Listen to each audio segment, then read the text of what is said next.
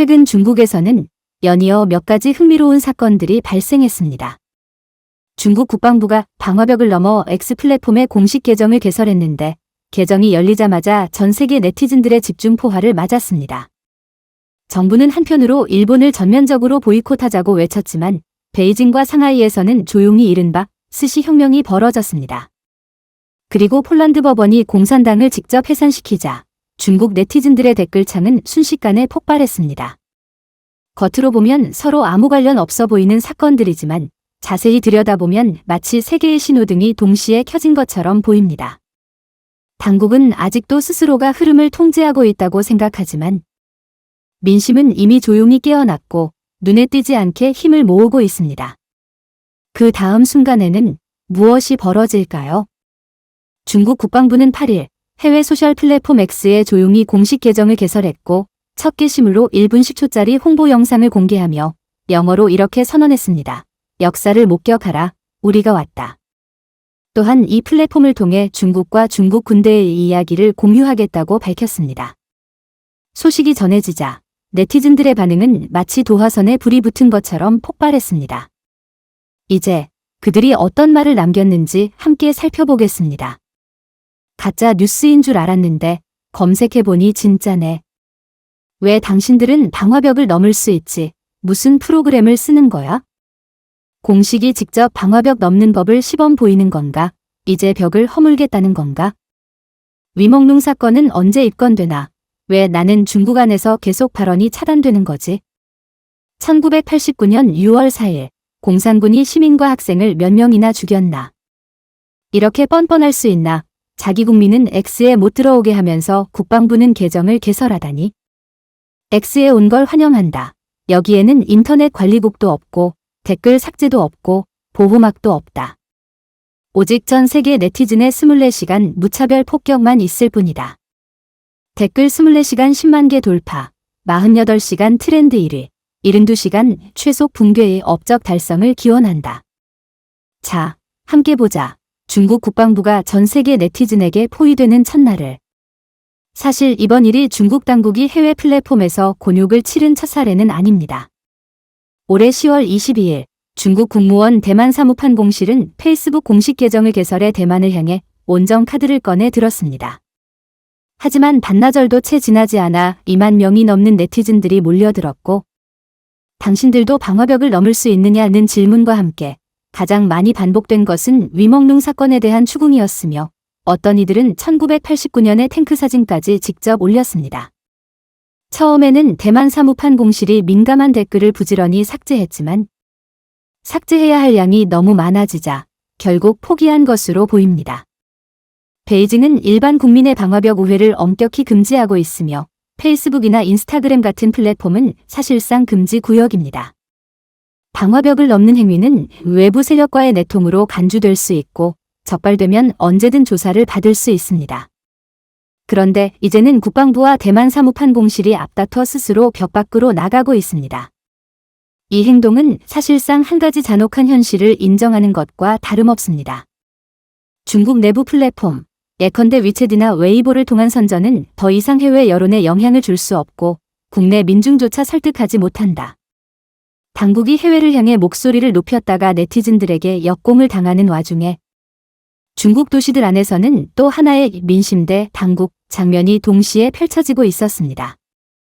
이번 주인공은 정치가 아니라 스시였습니다.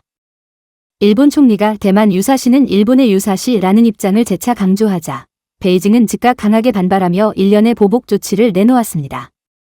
일본 여행 자제, 일본 수산물 수입 금지 등 듣기에는 매우 강경해 보였습니다. 하지만 결국 체면을 구긴 쪽은 다시 한번 당국 자신이었습니다. 왜냐하면 중국 내 일본 외식 브랜드들은 오히려 더 뜨거워졌기 때문입니다. 예를 들어 스시로의 경우 상하이에 새로 문을 연 두 매장은 개점과 동시에 만석이었고 베이징 시단의 기존 매장 역시 주말마다 인산인해였습니다. 중앙통신 기자가 직접 베이징 1호점을 찾아가 보니 식사 시간대는 그야말로 밀물처럼 사람이 몰렸고 회전 초밥 한 접시를 먹기 위해 3시간을 기다려야 했습니다. 현장을 찾은 손님들은 솔직했습니다. 일본 관련 상품을 완전히 피하는 건 현실적으로 어렵다는 것입니다. 직원도 중국인이고 쇼핑몰도 중국 기업이며 결국 모두 생계를 위해 일하고 있을 뿐이라는 말이었습니다. 또 다른 사람은 이렇게 말했습니다. 베이징에는 원래 맛있는 스시집이 많지 않은데 스시로는 가장 싼 접시가 10위안에 불과하니 소비가 위축된 시기에 인기가 없을 수가 없다는 것입니다. 상하이는 상황이 더 극단적이었습니다. 12월 6일 스시로 신규 매장 2곳이 문을 열자 줄선 인파는 마치 새해 전야를 방불케 했고 어떤 사람은 무려 14시간을 기다렸습니다. 교도통신에 따르면 운영사인 푸드앤드라이프 컴퍼니즈는 2021년 광저우에 중국 첫 매장을 연 이후 이번 상하이 확장을 통해 중국 내 매장 수가 71곳에 이르렀으며 앞으로도 계속 출점할 계획이라고 밝혔습니다. 한 네티즌은 이렇게 평했습니다. 이건 보복적 미식 혁명이다. 베이징의 일본 보이콧 지시는 이미 민중의 발에 의해 조용히 짓밟혔다는 것입니다.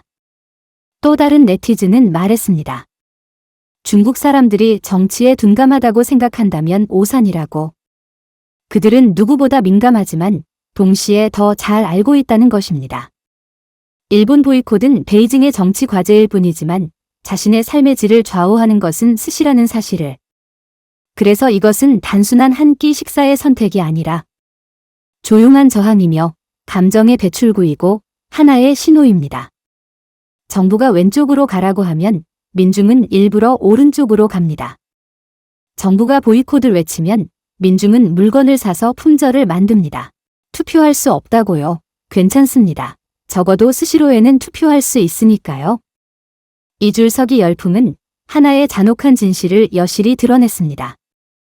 관과 민의 입장은 완전히 분리되어 있습니다. 민중은 이미 자신들만의 안전한 저항 방식을 찾아냈습니다. 거리로 나갈 수 없다면 줄을 서서 항의합니다. 구호를 외칠 수 없다면 소비로 입장을 밝힙니다. 14시간의 대기줄은 스시를 위한 것처럼 보이지만 실상은 집단 감정의 출구입니다. 이것이 바로 중국 공산당이 가장 직면하기 두려워하면서도 가장 불안해하는 지점입니다. 중국 민중이 스시를 먹는 행위로 침묵의 대항을 완성하던 그 순간 해외에서는 베이징을 더욱 난처하게 만드는 또 하나의 정치적 폭탄이 날아왔습니다. 이번에는 댓글도 스시도 아니라 공산당 자체가 전원 차단된 사건이었습니다. 최근 폴란드 공산당이 완전히 전원 종료됐다는 소식은 국제사회를 뒤흔들었고 동시에 중국 네티즌들의 댓글창을 불꽃놀이 현장으로 만들었습니다. 댓글은 거의 일방적으로 찬성이었고 공산당은 사이비 집단이며 해산되어야 한다. 인류 역사상 가장 사악한 조직. 진짜 위험 조직이 맞다는 말들이 쏟아졌습니다. 12월 5일 폴란드 헌법재판소는 대통령 카롤 나브로츠키의 청원에 따라 폴란드 공산당 해산을 최종 결정했습니다. 21년의 정당 역사는 그날 공식적으로 종료되었고 정치 무대에서 퇴장했습니다. 재판 과정에서 판사 크리스티나 파블로비치는 이렇게 분명히 말했습니다. 폴란드는 과거 전체주의 통치 아래에서 수백만 명이 공산 정권에 의해 박해받아 목숨을 잃는 참혹한 비극을 겪었으며 그러한 역사는 다시는 반복되어서는 안 된다는 것입니다.